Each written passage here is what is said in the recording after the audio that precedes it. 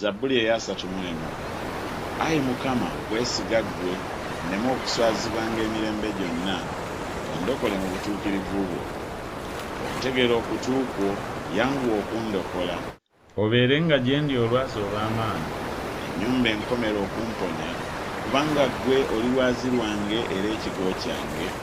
Kale ku lw'erinnya lyo onkulembere onnuŋŋamye. Onziye mu kyambika kye banteze enkiso, kubanga ggwe oli bbugwe wange. Mpaayo omwoyo gwange mu mukono gwo gwe wannunula, Ayi Mukama, gwe Katonda ow'amazima. Nkyawa abo abalowooza ebigambo eby'obulimba ebitaliimu, naye neesiga Mukama.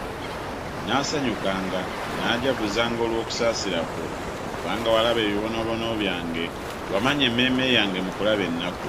So tewanziyiza kukwatibwa mukono ogw'omulabe, ebigere byange wabissa mu kifo ekigazi. Onsaasire, Ayi Mukama, kubanga zinsanze. Eriiso lyange liweddemu olw'okunakuwala, weewaawo emmeeme yange n'omubiri gwange.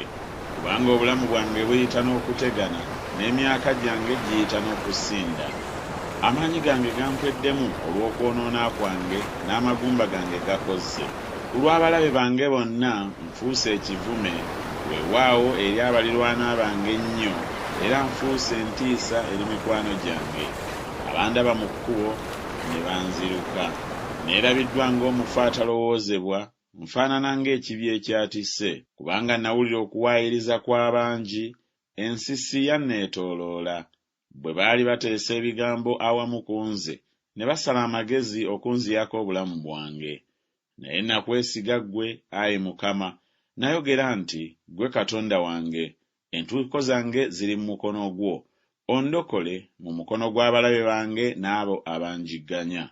Amaaso go gaakira omuddu wo, ondokole mu kisa kyo. Nnemenga okukwatibwa ensonyi, Ayi Mukama, kubanga nkukoowodde ggwe.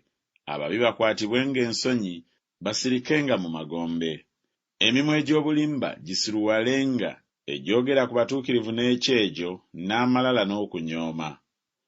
Obulungi bwo nga bungi bwe waterekera abo abakutya, bwe wakolera abakwesiga mu maaso g'abaana b'abantu. Gy'oli awakwekebwa w'onoobakisanga enkwe z'abantu. Onoobakuumiranga mu weema mu kyama eri ennimi eziyomba. Atenderezebwenga Mukama, kubanga ndaze ekisa kye eky'ekitalo mu kibuga ekiriko ekigo. Nze nayogera nga nnyanguyiriza nti nzikiridde mu maaso go, naye wawulira eddoboozi ery'okwegayira kwange bwe nakukoowoola.